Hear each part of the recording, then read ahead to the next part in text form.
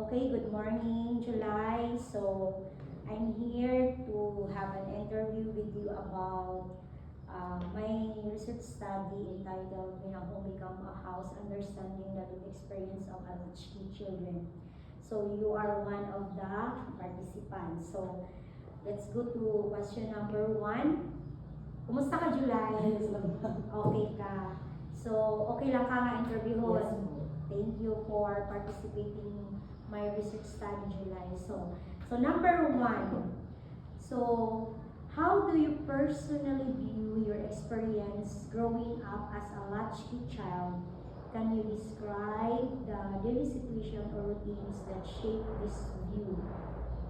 Siyempre po ma'am, is mahirap. It's really hard na ikaw lang po sa bahay kasama ng mga kapatid mo.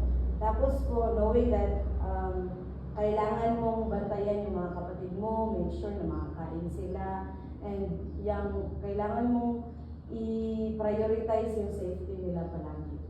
Okay, thank you po, July. So, ikapila di ay ka, July? Actually po ma'am, anim talaga kami, second to the last po ako. Tapos kayo namatay man yung ano po namin, yung youngest namin, tapos yung papa ng eldest namin is iba po yung papa niya. So, sa papa po talaga namin, sa apat lang po. Okay, thank you, July. So, proceed tayo number 2. So, when you think about being left at home without adult supervision, what experiences stand out the most to you? Why do these experiences remain memorable? So, para sa akin, ang pinaka-memorable na experience namin magkakapatid no, pag nandun lang kami sa bahay is that pag tatlo lang kayo lang magkakapatid, kailangan mong i-budget yung pagkain nyo sa isang araw talaga. Lalo na pag alam mo na hapon pa or gabi pa, makauwi si Papa. Pagkatapos niya, ang pinaka-memorable mo is that bigyan lang kami ni Papa ng 50 pesos. Diyan na namin bilhin yung bigas namin at saka ulam namin. Tapos kami lang dalawa ng ate ko ang mag-isip kung ano ang kailangan namin na ulamin na magkain kami yung umaga na hanggang pang-udto na siya. So dati ma'am, 30 plus lang man yung yung bigas. Kilo ng bigas. Yes po. So magbili kami noon. Pagkatapos niya, nagbili kami ng dalawang piraso ng pancit canton. Tapos hatiin namin siya ma'am from morning hanggang noon. Kailangan siya mag-budget dalawa. So yun po ang pinaka-memorable. Bali, 50 pesos, Yes po. i-budget sa morning at saka Sa lunch. Sa lunch. Bali, yung pang hapunan ninyo na pagkain. Coverage na siya ng papa ko ma'am kay pag mag-uwi mo yun siya, meron na siyang dala ng uwi. Mga ilang oras siya umuwi yung papa mo? Like, halimbawa mga 7 or 6 yun. Okay. Next question po. How did your responsibilities or routines at home influence the way you viewed being a latchkey child? Can you describe responsibilities that had strong impact on you? Ang pinakamahirap or pinaka-strong na impact na ibigay sa akin ng pagiging latchkey child kay kailangan mo maging responsibilidad talaga sa araw-araw. Tapos yung kailangan na makita talaga ng mga parents mo sa iyo na trustworthy ka bitaw ma'am. Pagkatapos yung kailangan mo magising ng umaga, magsaing, magluto ng ulam, do ibang mga bata hindi nila ma-experience, but me, I need to be responsible on lahat ng mga gawain ko. Gawain bahay. Yes po. Aside na ikaw pa yung nag-aalaga ng kapatid Yes po ma'am. mo. Magturo pa po. Magturo ng ano? Ng mga, may mga assignments sila po ma'am. Okay. Sige. Next is, in what ways did you experience as a latchkey child influence how you behaved or responded to situation while growing up? Can you describe a situation where this became clear to you? Sa tuwing bata po ma'am, is that, tapos latchkey child ka pa Jude, is kailangan mong mag-isip talaga ng makarami din po. You need to think 100 times sa mga decisions na kailangan mong gawin, lalo na pag kayo lang sa bahay. Growing up, hindi talaga ako nakarinig ng mga advices galing sa parents ko kung magawa ako ng mga decisions. But, kasi wala din po sila dyan. Okay, yung mama mo, abroad po siya. Yung papa mo, Yung papa ko po is tricycle driver. Tapos gabi lang po siya makauwi, no? Which is sa umaga kami lang talaga. So whenever we decide or magawa ng mga decisions na kailangan namin gawin sa isang araw, is kailangan po talaga na you need to think about it 100 times. Kay halimbawa, kung makasama ba siya o makapabuti ba siya sa yung resulta sa mga kapatid mo po. So yun po yung pinaka. okay, next. So, how do you interpret the overall impact of your experience as a latchkey child on your life? What parts of those experiences shape who you are today? Kaya hindi man ako maging kung sino ako ngayon kung hindi ako naging latchkey child dati or even hanggang ngayon. Ang pinaka nagtatak ko sa utak ko is that you need to stand on your own feet. Kasi hindi man sa lahat ng panahon nandiyan ang parents mo, no?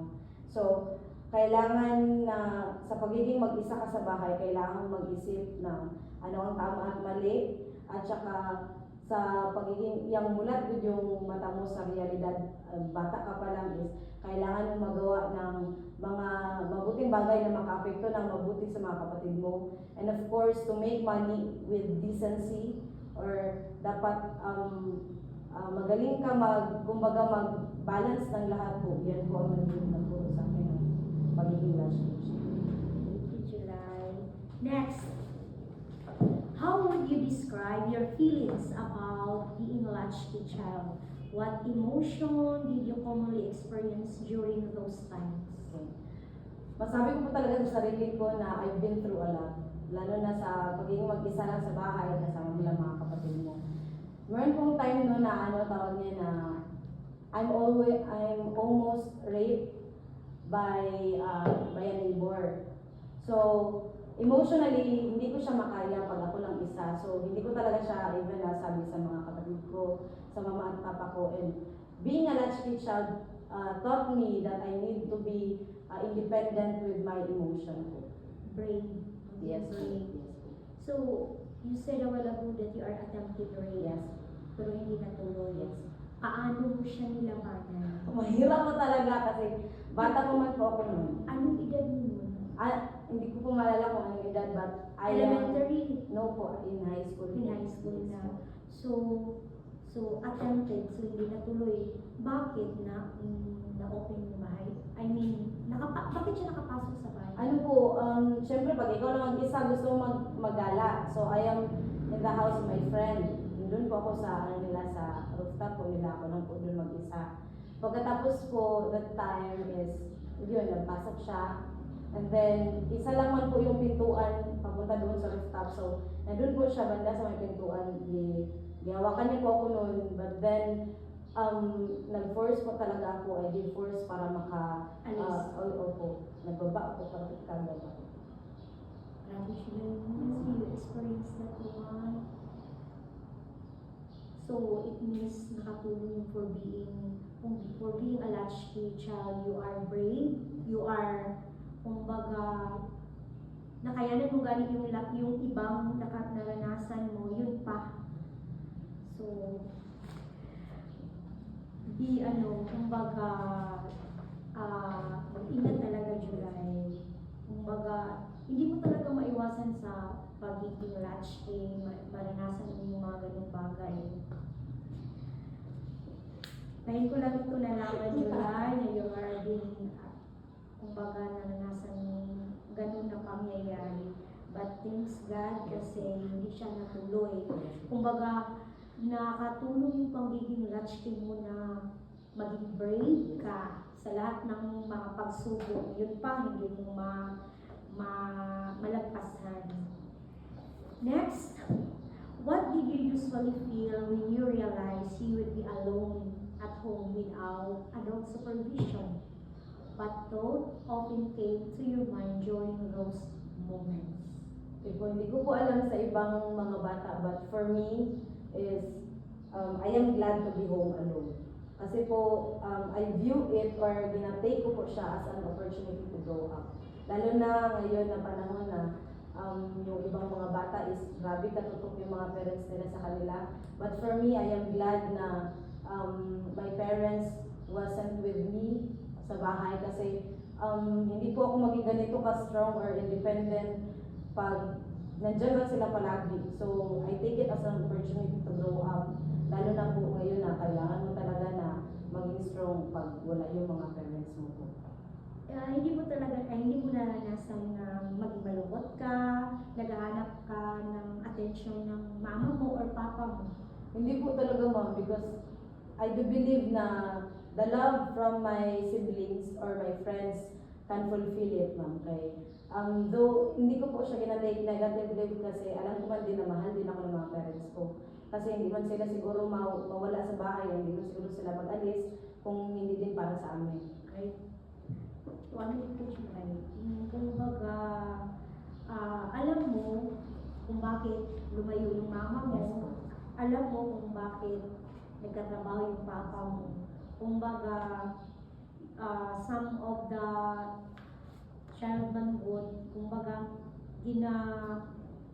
ginahiko nila rason nga nung magbinuang sila kay wala ilang mama, wala ilang papa.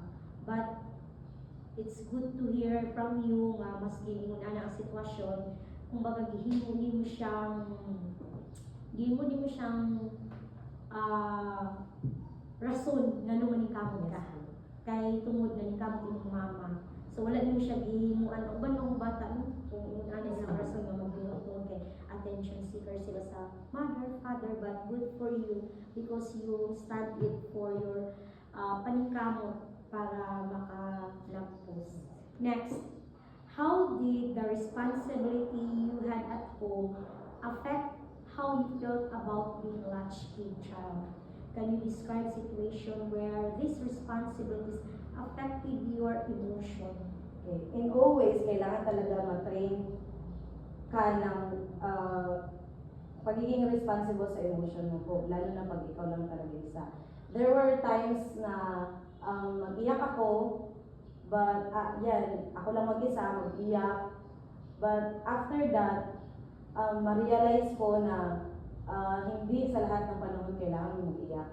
Hindi sa lahat ng panahon na kailangan mo mag-grieve. Meron din time na kailangan mo mag-stand para din sa pamilya mo. Kaya halimbawa, puro ka lang iyak ng iyak na tapos hindi lang man ikaw yung maapektuhan, lalo na yung mga parents mo, maapektuhan din man sila. So, in that family, kailangan magsuportahan na kayong lahat by standing on your own feet na maglaban pa rin kahit yung breakdown ka na emotionally.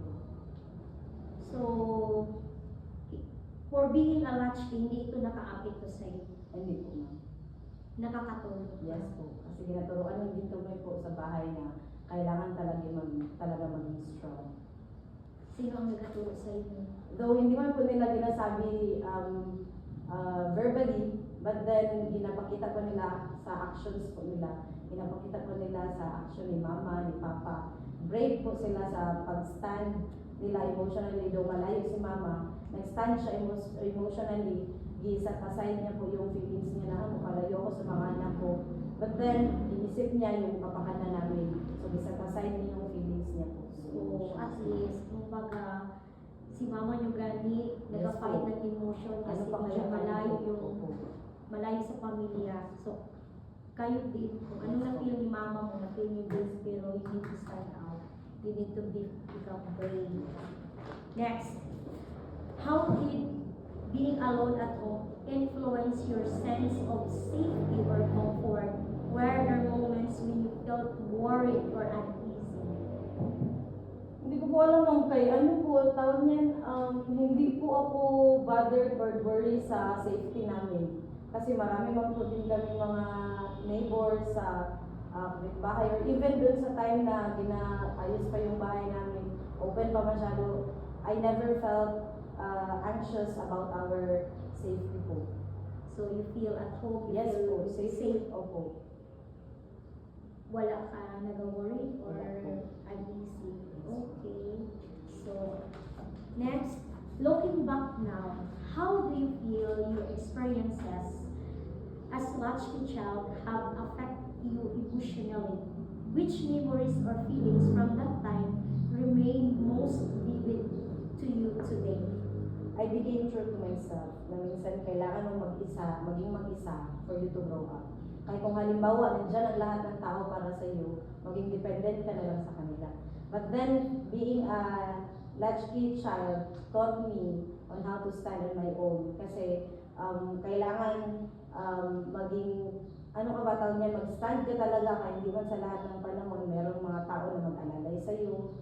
Lalo na kapag gagabi, tapos magbigla ka, mag-breakdown, wala mang ibang tao na makasagip sa iyo kundi yung sarili mo lang. Next, what realization or insight have you gained from your experiences as a latchkey child? Can you describe experiences that lead to this realization? I am glad for being a latchkey child. Wow. Yes, I am. Dati hindi ko maintindihan kung bakit, lalo na pag bata. Opo. Hindi mo natin maintindihan kung bakit tayo ginaiwan ng mga parents natin. But as the time goes by, maintindihan ko po na kailangan talaga mag-alis ng parents. Kailangan mag-isa ang bata kaya para mag-grow talaga siya, ma'am. So, na-realize ko rin po na kailangan ko maging grateful, that I am grateful towards my parents with kay bakit nila ipa-experience sa akin yung magiging latchkey child. I am grateful for that kasi hindi po ako maging ganito ka-independent kung hindi sila nag-alis. Hindi ka naging Yes po. ganun ka brave din to stand out kung hindi nila ginawa yung pag-iwan sa inyo para magtrabaho.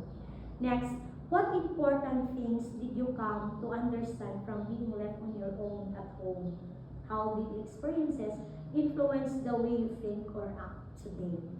Ang pinaka-importante po na naisip ko or na-realize ko is that kailangan mo pong problemahin yung problema lang ngayon.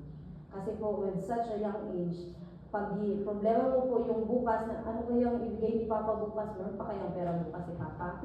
Ganyan po is masyadong mabigat para sa isang bata. Mabigat isipin, lalo na pag financial na yung ginaisip natin.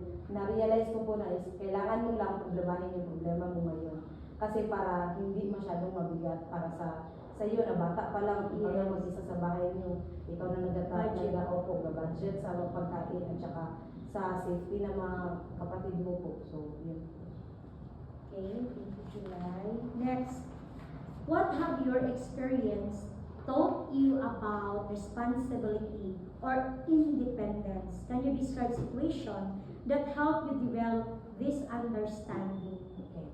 Nothing is permanent. Yun po ang na experience ko po sa about responsibility and independence. Kasi po, nagapunta po ako sa school sa mga meetings na which is required na yung presence po ng mga parents, mga activities, and a lot more. So masabi ko po na nothing is permanent. It is because hindi man po, kagaya po nagsabi ko kanina, hindi po sa araw-araw, sa lahat ng opportunity, nandyan po yung mga parents natin. So that you need maging, kumbaga, you need to represent yourself for yourself. Kasi po, minsan po, wala lang time yung mga parents natin to go sa mga meeting, mga recognition day. Recognition day, special recognition day. Opo, mga convocation, wala na po silang time sa mga ganyan. It is because for us also. So, yun po. So, sino nag-attend sa iyo pag convocation? Pag makaya po, mga kuya ko, pero kay busy man po din sila, ako lang po talaga. So, representing Opo. yourself, your own. Next, what realization did you gain about yourself? While growing up as a latchkey child, how did this realization influence how you see yourself today? Ang nag-gain ko po is that I should be thankful for my parents. Kailangan po, yung tawag niyan, grateful po ako that they let me to experience this, and I am thankful that I raised by the parents na, kumbaga, gi-raise ako ng mga parents ko who do not depend ba sa mga tao po sa paligid ko. Kaya kung hindi din po nila ako gisanay na maging ganito, is that hindi ko din po makilala si Lord. So that I am grateful to my parents that they let me to experience this. one reading Yes, na ma'am. maging prayerful Yes, ka. ma'am. Yes, po. So you are active in Yes, church. Anong ano ka sa church? Ano po, kung ano pong yung ginagawa ko. Opo, sa church. Minsan po, nag-guitar po ako sa church. Guitarist. Yes po. And also, nag-preach po on Sunday schools, Mm. sa prayer meetings. Ganun po. Wow, very good, July. Next, the last one. When you reflect on your experience as a latchkey child, what do you now understand about those experiences? Which experience most strongly shape your perspective? Okay. When you experience being alone at a young age, syempre you will need help. And somehow I found it on the Lord.